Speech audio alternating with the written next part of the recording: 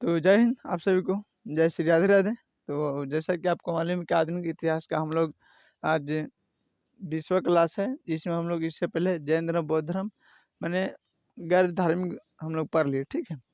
और एक और है जिसको हम लोग पढ़ लेते हैं आज के क्लास में, और इसके बाद हम लोग पढ़ेंगे ब्राह्मण जो कि धर्म है, उसके बारे में पढ़ेंगे, ठीक है।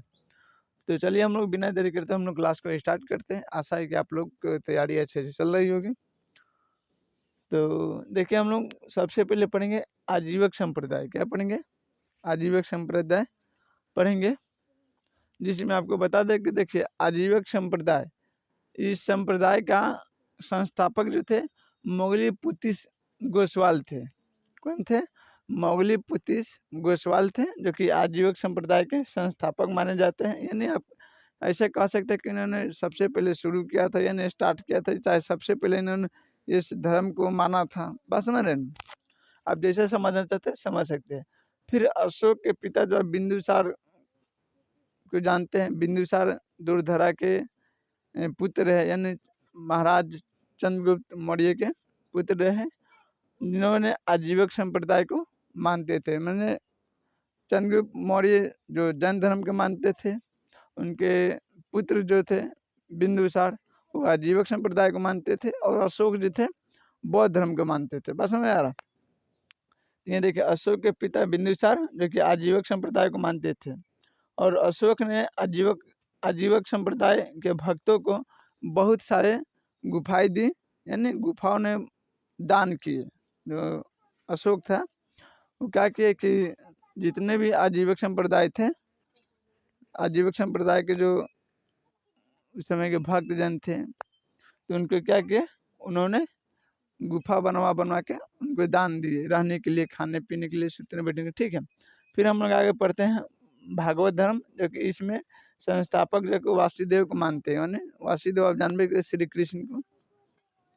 ये भागवत धर्म को, यानी इसके संस्थापक वासुदेव थे। इस धर्म के सबसे अधिक जोर भक्ति पर दिया गया। क्या गया था? भक्ति पर दिया गया भागवत धर्म में सबसे अधिक जोर। जिसमें आप देखेंगे जैन धर्म, बौद्ध धर्म सबसे अधिक जोर क्या चीज पर दिया गया? ब्रह्मचर्य पर, अहिंसा पर, बुरा नहीं देखना है, बुरा नहीं सुनना है, धन संग्रह नहीं करना है। तो जैन बौद्ध धर्म देखेंगे, बाकी भागवत धर्म में सबसे ज्यादा भक्ति पर जोर दिया गया। भगवान जो कि संप्रदाय, जितने भागवत संप्रदाय के लोग हैं, वो बलि प्रथा को, कर्मकांड को, मैंने पशु हत्या को विरोध करते हैं। बोलते हैं कि अपने खुशी के लिए दूसरों को हत्या कर देने का कहाँ की उचित बात है? ये कैसन खुशी है कि हम अपने खुशी के लिए दूसरे जीव के, दूसरे माता पिता को दुखी करें?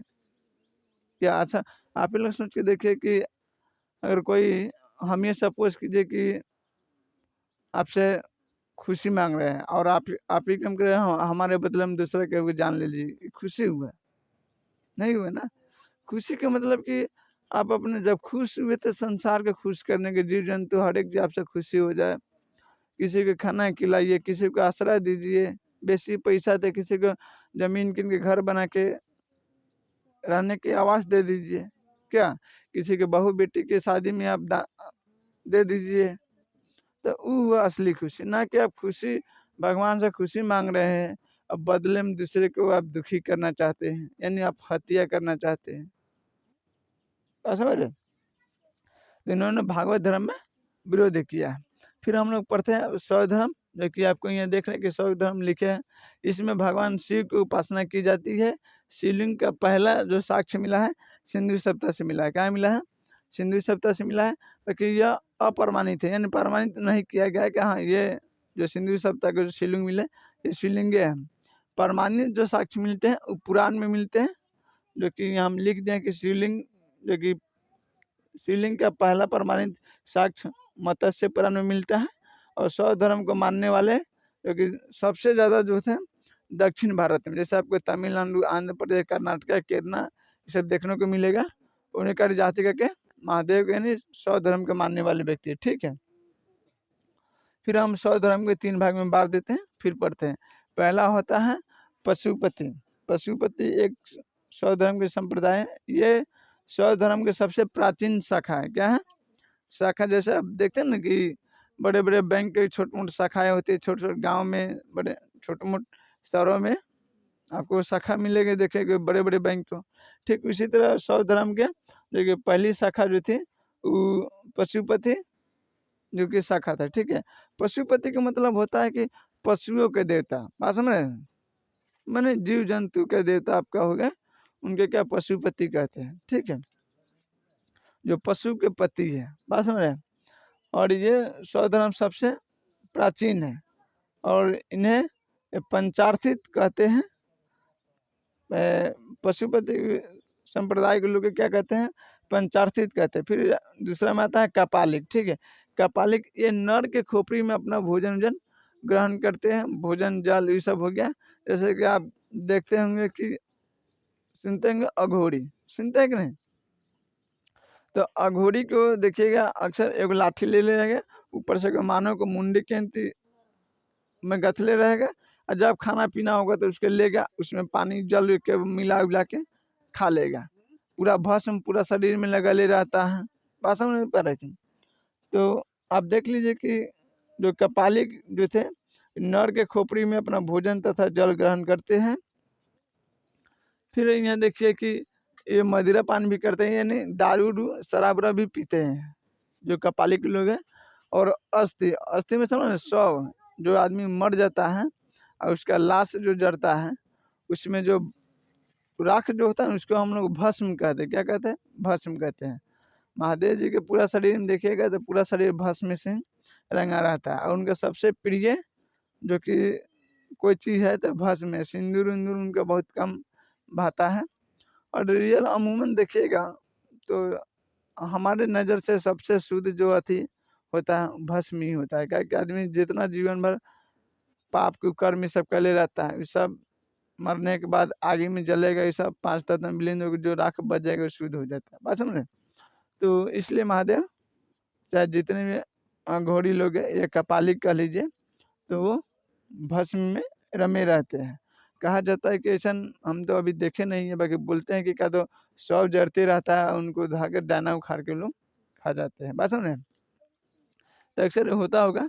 और इसी कैटेगरी में एक आते हैं नंगा साधु, जिसे कपालिक भी कहते हैं। नंगा साधु भी देखेगा वो भी वही कहते लंगे उगाड़े घूमते रहते हैं, उसको दुनियादारी से कोई मतलब लाज बेशरम कुछ उनको मायने नहीं रखता है, हाथ में कट्टा रख ले रहते हैं।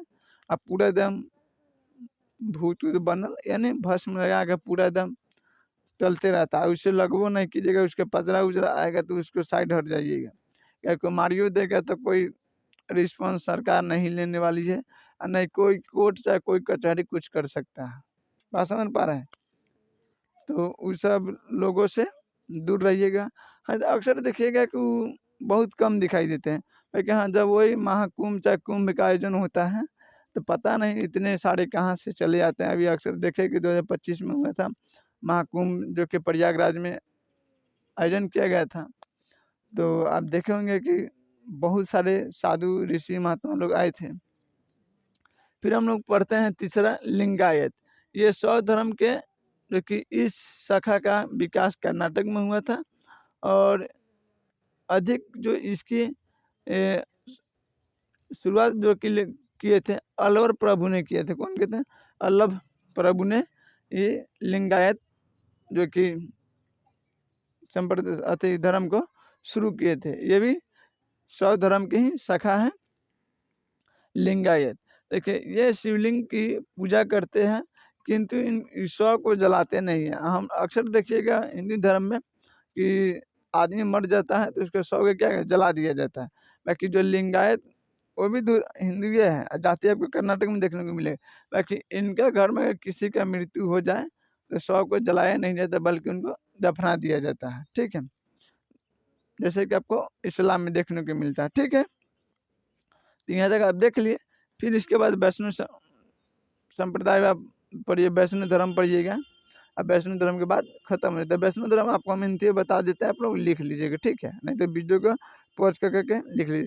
देखिए वैष्णव धर्म में क्या है कि वैष्णव धर्म में भगवान विष्णु के बारे में पढ़ाया जाता है। ठीक है, इनके राम अवतार और परशुराम जी का बुद्धिज्म ये सब जितना है उस चीज़ का दर्शाया गया। और 10वें अवतार जो कि पुराणों में और विष्णु पुराण में लिखा गया कि 10वें अवतार भगवान कल्कि का अवतार होंगे और फिर जाके सृष्टि का नाश होगा, जो कि एक कन्या यानी ब्राह्मण की कन्या से गर्भ से अति उनका जन्म होगा, जो कि कन्या कुमारी होगी।